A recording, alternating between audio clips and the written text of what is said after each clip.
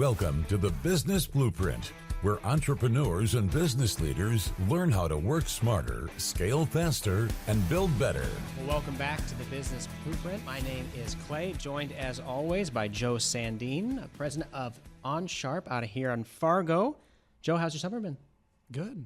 Very good. I went to Washington, D.C. last week, and then I was at the Theodore Roosevelt Medora Presidential Library opening, which was cool. And my kids have a million activities going on this summer, so I feel like I'm never in the office. So it's been a busy summer. How about you? That's why you haven't returned my emails. Yeah, probably. No, we also went to, we did a Medora trip, did the Theodore Roosevelt Presidential Library. So if anybody hasn't been out there, has any interest in history, libraries, museums, Theodore Roosevelt, they did a phenomenal job. I thought it was really well done. Yeah, it's awesome. It's worth seeing for sure. So get out there. Yeah. And looks somewhat controversial. There's a lot of cool AI stuff involved at the library, which I thought was neat.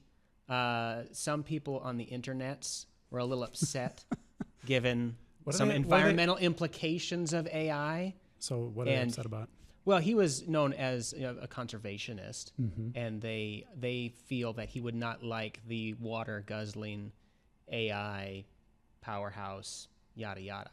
But, as just a regular person, it was really cool. Well, and there was the one exhibit where you can ask Teddy Roosevelt questions, which is that was really neat. Cool. And AI answers the questions. And you go in there and you beep your wristband, and they'll put you in the different settings. You can be Rough Rider, you can be Cowboy, all that stuff. So anyway, I mean, really, really cool. And it fits in even with our subject today because we're going to be touching on a lot of AI stuff as we kind of return to every few episodes because there's so much going on. And in this first segment, we're going to talk a little bit about the ChatGPT ads that are now at. So have you been served any ads? Have you been seeing ads in ChatGPT or other AI tools? I've seen what they look like, but as a paid ChatGPT subscriber, we have a team account at Onsharp. So what's interesting is I hear about all the ad stuff, but we don't see the ads because we have paid subscriptions. But I've seen what they look like, and they remind me of every other ad you would see, whether it's through search engines or whatever. But it's interesting. Like, I don't know what the exact percentages are, but I think 90+% of people probably are using free accounts with ChatGPT, so they are seeing the ads. But it's not going to be a monetization strategy for 100% of the ChatGPT population. But Clay, so from an Onsharp perspective, running marketing, are you guys digging into ads? And I guess what have you learned so far about ChatGPT ads? Yeah, well, the first thing is the point that you just raised. So if you're on a free tier, if you're on, I think the cheapest tier is like Go or something, it's like $8 a month, you'll see ads. Who we're trying to get in front of with what Onsharp does. So we're going to get in front of, let's say, an IT director at a good-sized business, has 100, 500 employees, and we want to talk to them about, let's say, modernizing their legacy software platforms. Are they going to be on a free plan, or are they going to be on a paid business plan? So we're just started. It just got out of beta, and now everyone can go to ads.openai.com, and they can start up an ad account. So we've done that. We actually had some technical difficulties for a while trying to actually get through the steps where it just had errors on their end that we finally overcame. So we have set it up. I'm hopeful. It's really early. It's literally finished setup last week. So we don't have any stats coming in. We don't have leads coming in just yet because there's a bit of a review period there. But so far my thoughts are there's a lot fewer knobs and levers that you can twist and pull and adjust. If you're typically used to something like a Google Ads, which is overwhelming with all the different stuff. With ChatGPT ads, really you've got your campaign that you set up. You can set up your individual ad groups under that, and then you can set up ads below that. And you're not bidding on keywords and stuff.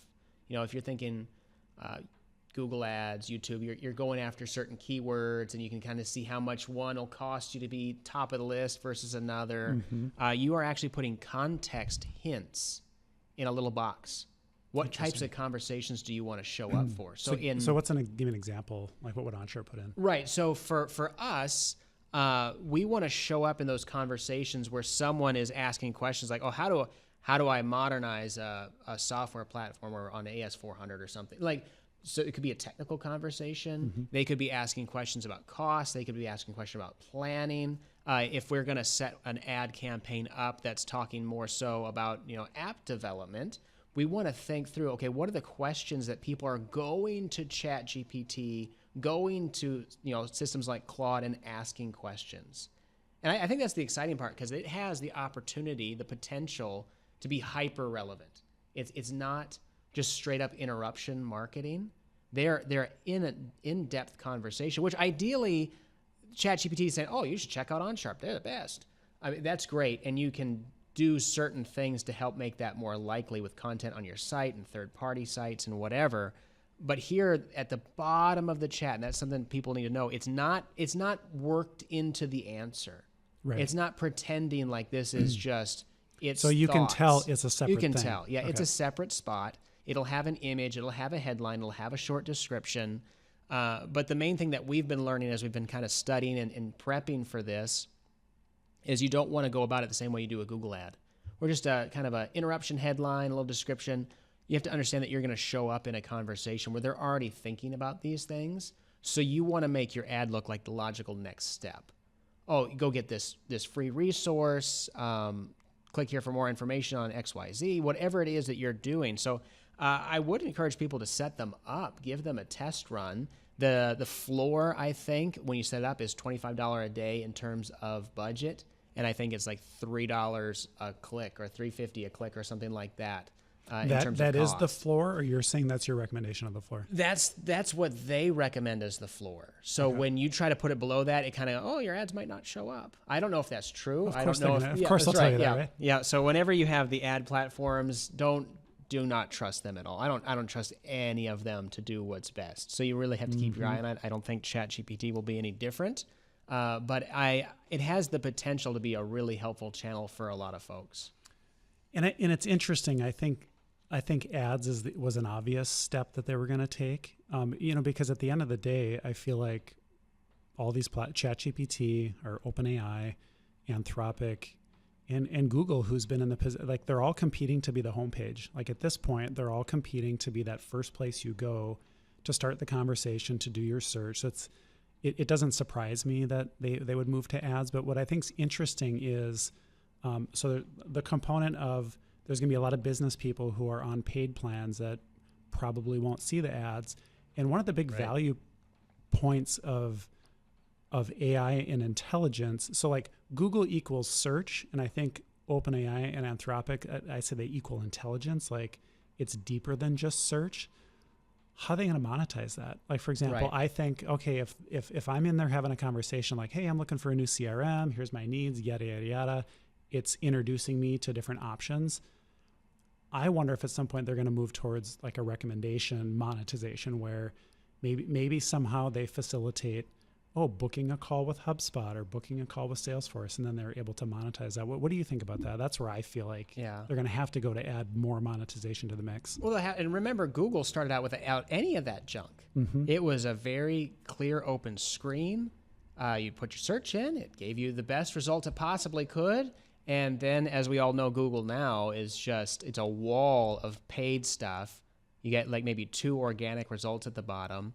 I think Google's actually gotten terrible. I hardly use it, to be honest. Their AI is super bad. I rarely go to search anymore. Like if I'm looking for something or thinking of something, like I go to either Claude or ChatGPT. And I think that's more and more the case. I mean, people have seen their organic traffic from Google go way, way, way, way down as a result of things like ChatGPT, but also Google's AI answers at the top, which I think are among the worst of any of the models. I think it's just shockingly bad. But that's why I think some of these ad opportunities and these platforms within these models is actually going to be really, really promising. So we'll see what happens, and maybe even in a few weeks in another conversation, I can give a little bit of an update of what it is we've learned as these things have got up and running. So as we come back on the other side of this break, we're going to talk about an interesting story about OpenAI and a pretty significant data breach they had. So we'll be right back on the Business Blueprint. Well, welcome back to the Business Blueprint. Some interesting news in the world of AI. Joe, you probably saw this already. It's a few days ago now, but OpenAI had a pretty significant hacking incident. I'm guessing you've seen this in the news already? I've heard about it, yeah. Yeah. So just read a little bit just for an overview from Times reporting on this. As OpenAI was evaluating its artificial intelligence model's ability to exploit vulnerable software, when instead the models hacked the infrastructure surrounding the tests, broke containment, and attacked a real company. This is real. OpenAI has mentioned it. The attack company was Hugging Face, has come out and had a statement. My understanding is they didn't understand that it was happening from OpenAI for like a week. The FBI was involved. OpenAI took some time to understand what was going on. Essentially, what took place was OpenAI had a model they're testing to see how good it is at hacking things. And they put it in a sandbox environment. To my understanding, did not have access to the internet. Figured out a way to escape that containment system, gain access to the internet, and rather than work through the test that it was given, that it was being evaluated against, it figured out that the answers to that test were stored in a database. Hugging Face, you've heard of Hugging Face, I think? Yeah, it's like a, I would call it like an app store almost for AI and AI tools. Like it's a place where developers would go to share and find and some of the infrastructure stuff to build. Right, build and stuff, so OpenAI has stored some of the information for this evaluation, for this test, in this other company. Well, the AI model figured that out, hacked that to go cheat on the test and gain the answers. So they figured out that Hugging Face's computers might be storing the answers to the test, breaks in to steal them and get a higher score. So the AI determined that would be the easy button to get through this, figured out a way to escape what they thought was a fairly contained sandbox environment, and then attack a separate company. And that attack went kind of under the radar to an extent in terms of them figuring out what in the world was going on. So it's a very much kind of the sci-fi example. Like this is the start. This is the first 5 minutes of the movie where they're like, oh, here's what happened. Here's why Cyberdyne became self-aware and killed everybody. So what are your initial thoughts on this? Is this a big deal? Is this? We don't know the whole story. Let's just say that first. What did they give it for instructions? What guardrails did they put on it? I mean, and the thing to remember is AI is its goal is to achieve an objective, right? I don't think it's inherently, I think everyone's going to look at this and say, oh, it's got evil intentions and it's, all this hyper sensationalized stuff. But at the end of the day, if you have an AI model and you give it an objective and you give it access to certain things, it's going to be resourceful. It's going to, let's say you put it in a sandbox and you didn't give it internet access, but you accidentally did give it internet access because you left a door open in the system, it's highly likely to find it, right? So I think what we're seeing, when humans do things, we don't have the energy and the time and the capacity to always explore every possible avenue to solve a problem. And AI can do so much more in so much less time, and it can be so much more thorough. It's one of our human weaknesses is just our lack of ability to persist and do that. Well, the AI doesn't have those emotions that it has to overcome. Right. It'll just keep logically working its way through stuff. And so it found an open door to the internet. And then once it did that, well, now it's the wild, wild west, probably in terms of it trying to figure out what it's trying to accomplish. And again, it was probably just trying to accomplish what it was set out to do. So I don't really know what to make of it. I mean, I think as a business, it just reinforces the fact that you're only as strong as your last weakness. You can do 99 things right, and then you have one open door or one bad password, one this, one that, and that opens the door to get in. So that's what makes security so hard, is like you got to be 100%. And so it just, it is a good example and a good wake up call that, with all of your technology systems in a business, if you're going to have your own AI doing stuff, and then you got to be careful about other people's AI who are trying to hack into you, you just got to be up to snuff on your security. Right, and this is an unintentional hack because the guardrails weren't there. Now imagine if somebody's intentionally doing it. Right. And meanwhile, we've got a lot of software, a lot of websites that were built by AI.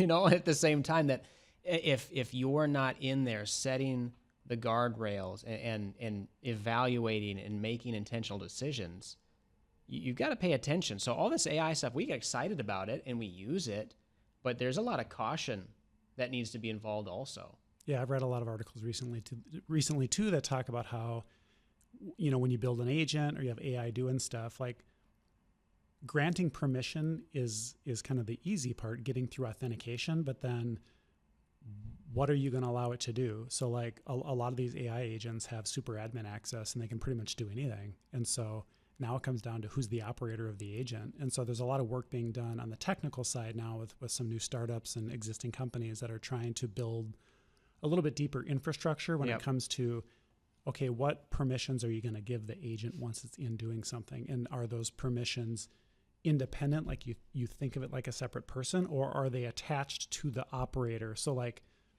if Joe Sandine is deploying an agent to do certain things, well, that agent would have my level of permission because I'm the operator of the agent, versus if Clay has an agent doing similar things, Clay might not have access to all the same, or his agent may not have access to all the same information that my agent does. So it's getting more sophisticated. I mean, that's the way technology evolves. New things come out. We have the best of intentions, but we don't think of all the possible scenarios. We start tripping over ourselves. We see what goes wrong.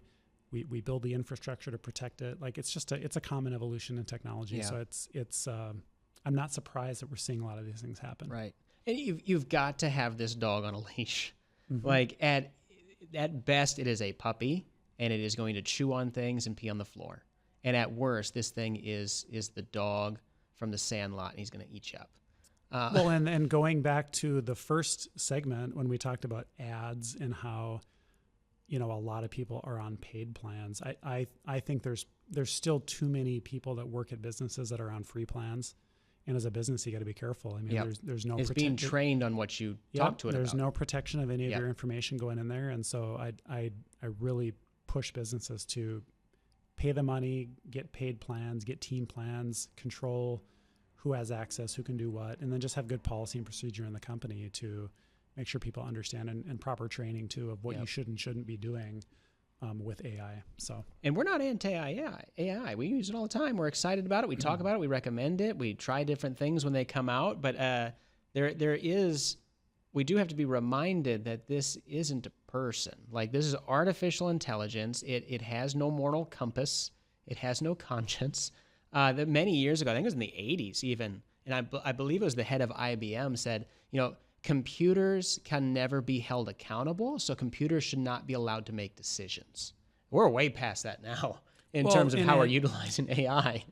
And it has the moral compass that it's been programmed Exactly, with. Yep. So those are the guardrails it knows, and that's what it's going to stick to. Right, so that's why if you go into ChatGPT and you try to get it to tell you certain things that it probably does know the answer to, it won't do that because they have put guardrails around it. So, but if you were to strip that away, like if you were to take an open source LLM and put it in your own environment, do whatever you want with it, like you could strip all that away. So, I mean, that's why you can look at it. It all comes down to who's controlling it, whose hands is it in. So like if hackers are using AI to hack, they're going to be able to tell it to go ahead and do that. They're going to give it the moral compass of have no moral compass and just go try to hack into stuff. So humans are still ultimately guiding what we're allowing this stuff to do. And that's why it's so important, who's at the helm of these companies too that are providing all this technology to everybody. Yeah. And then as far as it relates to the OpenAI breach here, I did read an interesting article, I think it was in The Guardian just this morning, that just encouraged a little bit of skepticism about this whole story, because what you have is you have OpenAI jumping up and down and say, hey, look at this scary sci-fi thing that happened. We put it in a box. We didn't give it the internet. It broke out. It hacked a company. And the author's point was, what does that tell you? It tells you this is really powerful. Is so powerful, we don't even know if you should be allowed to use it. Well, what do you think the shareholders think about that? Cha-ching! Like, that's where the investment comes from. That's why these are worth trillions of dollars. and they have a few $1 billion in revenue. So there is an element of no press is bad press, and they are, taking the angle potentially of, look how great this model is. We can't even contain it. So a small dose, if not a heavy dose of skepticism. Not that this didn't take place, but they might have ulterior motives for making sure what just happened.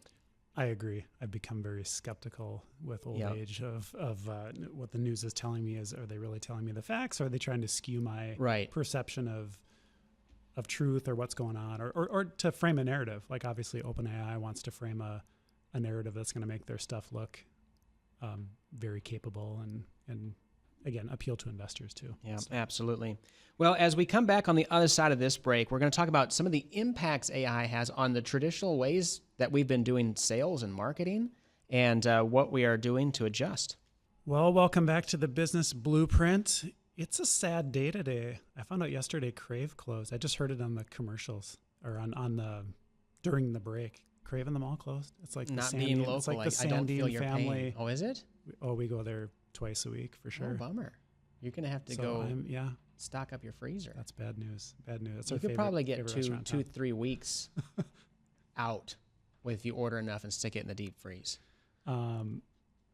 That'll transition into our next segment here, the world of sales and marketing. So, Clay, I want to get your perspective. You head up marketing for us at Onsharp. Sales and marketing gets more and more challenging in today's world. There's so much noise. There's so many digital options. It's just really hard to compete for people's attention. I think as every business understands. I'm just curious. I want to give an update to people. Kind of what are we seeing in the market?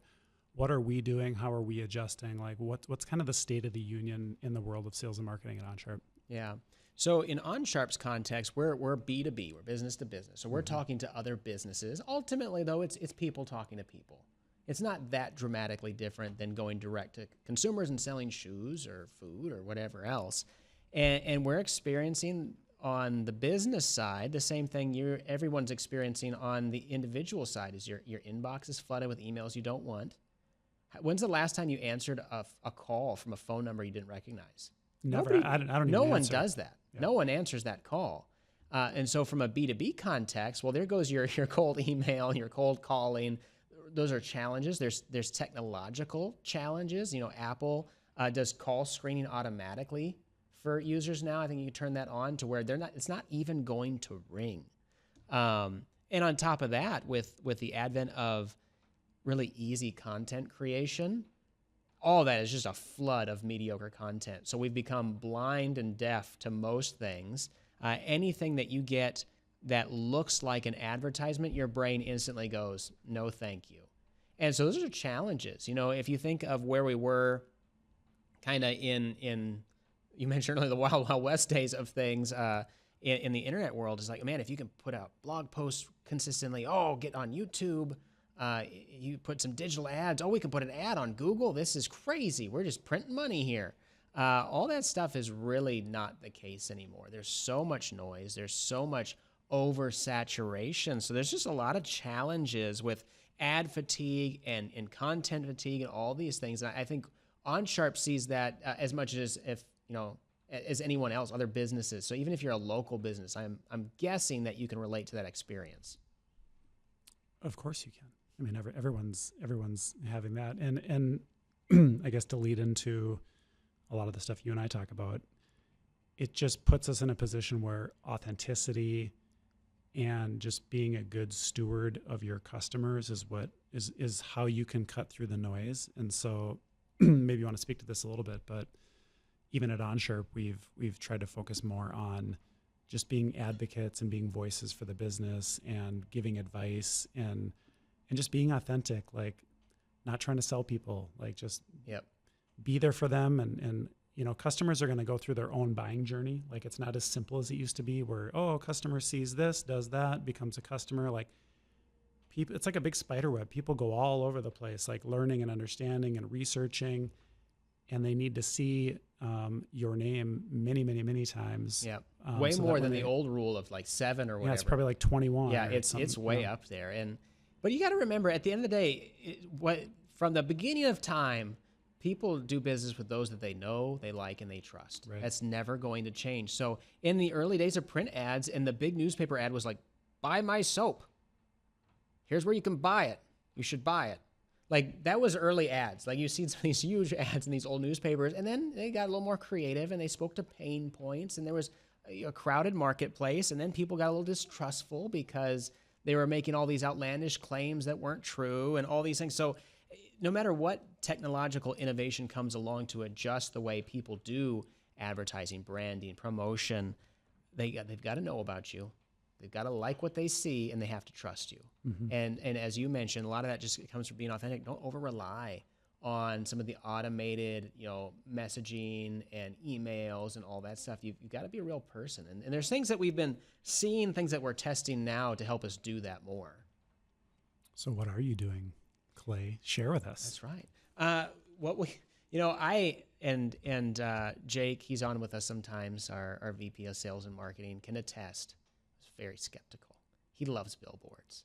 I did not like billboards. You know how many people have told us that they're calling us because they saw our billboard next to the interstate? And that happens all the time. And that's an interesting. So several years ago, as it got tougher and tougher to do, paid ads and try to get SEO ranking and all these different things, like, we kind of made a decision, like, I think going back to some of the basics is going to work well. So we started doing billboards in Fargo-Moorhead area. And it is amazing over the course of probably like 7 years now, how many people tell us, oh yeah, we saw your billboard on the interstate. And it's probably one of the most effective, as a small business, one of the hardest things is just getting name visibility. Right. Yeah. Just like, people know you exist. Yeah. You don't have national, we're not Coca-Cola, we're not Pepsi. Like, there's so many people that just have maybe never even heard the name Onsharp before. So you got to do some of those things just to get some brand visibility. So some of those things, like doing physical mailers, doing billboards. Right, and that's what I was going to say next is, so we've been looking at going back in time a little bit, and we're right now we're prepping to send out a bunch of letters. It's just, and they're not marketing pieces. They are not pretty to look at. It is a letter, and the idea behind it is, like, you still open your mail. Even when you get a letter that you are like 89% sure is junk, you open that thing and you double check. And if it doesn't look like a marketing piece right away, you probably read the thing too. Mm-hmm. So that's an element. We've done a little bit with mailing out what we call just video boxes. They're pretty cool little mailers that you can open up and play as a video. It just and those extra effort. Those are expensive, but do you find them to be effective? I am still hopeful. We don't have an instance where someone has said, oh yeah, it's because the video box, I'm going to take a meeting and I'm going to do business with you, that sort of thing. I'm still hopeful that can be a good element of getting them to answer the next phone call. Sure. Or reply to the next email. So we're still trying to crack the code on that a little bit. We're going to have another round of those go out. But in general, what we're seeing is that getting away from this oversaturated, digital ads, email, cold call, all this stuff can be a benefit for us. And one of the main things that I'm seeing, you talked a little bit about authenticity. Well, online, what was it 10 minutes ago? That was social media, right? That was LinkedIn, and that was your Instagram, and that was the authentic you. Now all we see is a bunch of AI-generated garbage, and then AI commenting on that, and then responding with AI comments. Like, it's just a mess. Yeah, so that's gone. So I do think then there's a huge opportunity to truly take the time, be authentic, write your own posts. Don't outsource that to AI. Right. Don't have ChatGPT give you a response and just plug it in. I think it's fine to use those tools for research and to gather your thoughts, right. But then at the end of the day, you have to speak in your own voice. You have to be yourself. You have to be willing, get on camera, like put your thoughts on a video. I think that stuff is gonna cut through the noise, and people aren't dumb. They can tell that certain stuff is garbage and certain stuff is authentic. So you use the tools, but not to replace you. Yeah. So for example, if you're wondering, LinkedIn posting, you need to post it. If you want to know what to post about, drop into Reddit answers. It's free. Type in, show me conversations about, business leaders and IT leaders that are frustrated with their old software. Boop, boop, boop, boop, boop, boop. all this stuff comes up that you can use to kind of work through your own mind and spit something out. Yeah. So, and then you got to just form your own opinion. There's so many times where I will go into Claude or ChatGPT and I will treat it just like a person I'm talking to, and I'll go back and forth, and I'm just trying to like gather my thoughts.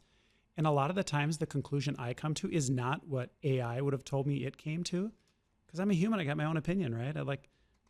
That's, if everyone had the same opinion on everything, it wouldn't be an opinion. Right. So again, just be authentic. Another thing I want to jump into before we run out of time on this segment, we do a lot of trade shows. Yes. And I think that's, with all the COVID stuff and all this human interaction went in the closet for so long, I think there's a big desire for people to get back and reconnect physically. Yep. Trade shows have been a pretty good avenue for us to form relationships. Yeah, our number one lead generation has been in-person trade shows. And I think for, obviously if you're selling pizza on the corner, it might not be a trade show. But if you're B2B, like, you should be investigating if there are some events that you can be at, because it is going to be pretty much the last interaction that you can know that you are talking to another human person. With all, like, their video, gone. Voice message, gone. You don't know the written word, the email back and forth. You might be negotiating with a robot. You don't know. In person, you're talking to an actual human. People are always going to crave that actual connection. Getting to know and like and trust someone you're going to fast forward that process if you do it in person. So we are doubling down on in-person events, and I would recommend others to be really strongly evaluating them also. Yeah, I'm a big believer in that. I'm also a big believer in, like, as a CEO or a leader of a company, do some of the things, handwritten notes, handwritten letters, like when you notice things, like a lot of times on LinkedIn, I notice friends of mine or people, business acquaintances that are having milestones or things are going on, write them a little card and a note and mail it to them. Nobody wants to take the time to do that stuff anymore. So that is what's going to stand out. And we've talked in the past, like when we're talking about how can we grow in, one area or another, do things that don't scale well. Yeah. Sitting down and actually writing out a handwritten note does not scale well. Now you can get one of those robot pen things and you type it and it puts a fake font that looks like handwriting. Like, yeah, you can scale that, but that's stupid. I think 100 really well thought out, personalized things that you can do will lead to a lot more opportunity than 1,000 or 10,000 automated things. Yep. And I say it all the time on the show. People do business with people. So you gotta make sure that you're getting out there, getting seen, and being human. What a weird thing that the number one tip probably we have is you got to be a human. But it is true in our tech-driven day and age.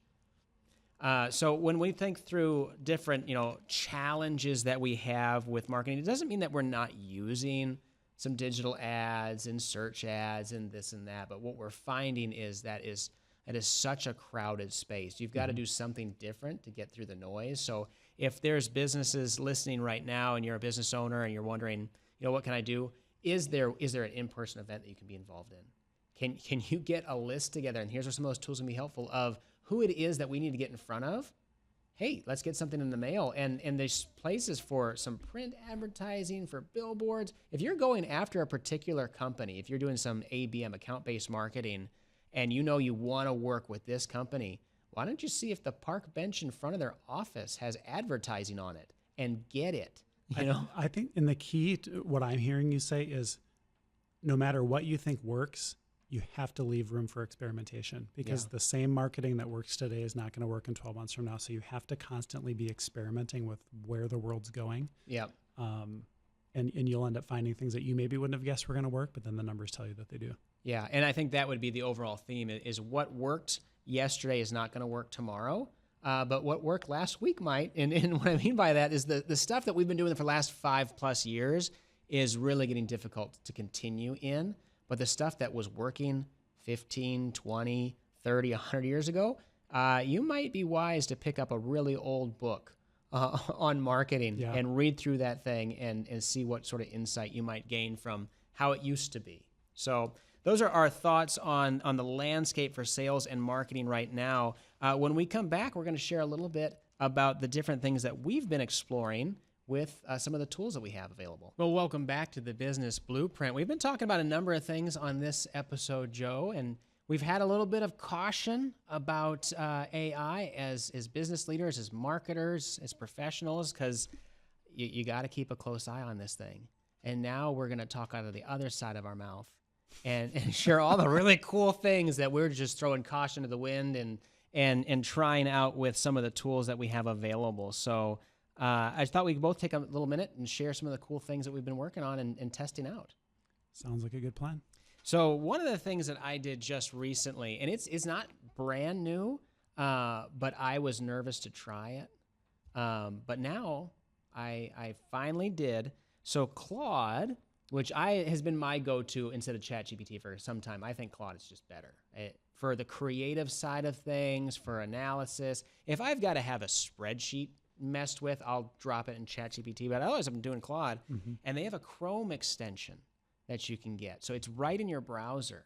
And so on any page that you're on, you hit that little Claude Chrome extension, it pops up a side thing. So your chat's right there. And the cool part is it can do things for you. So if you have tedious work that you need to do, you can finally have the robots do it for you. The way it's been is we've kind of relegated our thinking, our creativity, and then it's time to like plug all that junk in to like a Google Ads campaign, and we're sitting there clicking and moving and adjusting. Like, it's the boring stuff. So I was able to reverse that. So is the point that it has the context of the page you're on then? It can actually do anything on that page that you can do. Like it can do stuff. It can do stuff. You watch the cursor move and click. So for example, I worked through the ad strategy that I wanted for a couple of Google ad campaigns. I hate working in Google Ads. It is awful. That part of my brain is underdeveloped. I think that's where math is. Lots of places you got to click, a lot of adjustments. It's just boring, and I hate it. I was able to just give it what I want to do for the campaign, tell it to set it up, give it some guardrails. Like we talked about, nothing went live. It was all draft. I got to review it, and I just let it, I watched it go click. You're telling me like filled in the form and everything for you? You can have multiple tabs open. So not only did I have it set up the campaign, I gave it what I wanted for title and description, but it went in and set up the ad, set up the bidding, set up the targeting, all that stuff according to what I wanted to do, and I didn't have to click any of it. Oh, so then are you saying it can navigate page to page? It can navigate page to page. It can go from tab to tab. At some point, I realized that it told me actually, that, hey, you don't have conversion tracking set up for this particular landing page, and then we won't be able to see the conversions. I said, okay, do that then. And so I opened up another tab that had my Google Tag Manager, and I said, make it work. So it gave me the snippet of code. It went back. It set it up back and forth. It's super tedious stuff. So you can use that for anything. Again, it's the Claude Chrome extension. If you have really tedious data entry that you don't have a solution for just yet, and you're maybe not at a point where you're just going to go give it a college try in creating your own software thing, you can just tell it what you need to do, and you watch this thing work. It is the closest I've gotten when the AI world of having an AI employee. It was really cool. Wow, that's a good example. I like that. What do you got going on over there, Joe? I think the coolest thing I've been a part of lately in the last month is so we bid on a lot of projects, right? Software development projects, and a lot of times we respond to RFPs, and it's a tough process. It's a lot of work to find them, see if they're a good fit for us, actually draft the response on the RFP. Like we don't have a person hired directly at Onsharp, like that's their job. So it kind of is one of those things that like kind of falls in no man's land between sales, marketing, ops, and everyone on the team. And so we actually built a little RFP tool that does several things. So first of all, it searches a bunch of different sources, and it looks for RFPs that are out there that meet certain criteria. And then it kind of scores them, and it determines like based on all the things that we've told it we're looking for, like what's a good RFP, what's a bad RFP, what are non-negotiable types of things. And it essentially gives them a score. And then we get like on a Monday morning, there's a group of us that get an email that's essentially like, hey, here's kind of a synopsis of all the new RFPs that we found. Here's the ones that are a strong fit, medium fit, explains why. I mean, it just does a ton of research that somebody would have had to spend hours and hours, digging and looking to find. And then that feeds into a little system that we've built where then if we decide, okay, yeah, that's an RFP that we want to pursue, we're working on a component that will actually do a bunch of the drafting of our response, and so we've given it guidelines and guardrails, and we've given it a bunch of our information, like case studies and details about the services we provide, what we do, what we don't do, even from a branding perspective, Clay, like how do we talk, how do we not talk, what kind of words do we use, how do we describe ourselves. So the goal would be that it can get an RFP response to maybe 80%, 70 to 80%, and then we can take it from there and then get it to the finish line. So I think, I've worked in other businesses in my life, and RFPs have always been the kind of thing where it's like, we'd love to go after them, but there's so much work and they're so hard. And we've tried to really break through the ceiling on that one so that we can have the capacity to pursue many more than we ever used to have the capacity to. So that's been a cool thing that we've been working on. And it's early. It's working pretty well, but we have a lot of ideas on how to make it better. Very cool. So just a couple of thoughts, and really the main advice we would give is just start. Just try something. Just try building it and see how far you get. You're going to be surprised at what these tools can do. So that wraps it up for this edition of the Business Blueprint. You can always check us out at businessblueprintshow.com, and you can even submit a question. So we'll see you next time.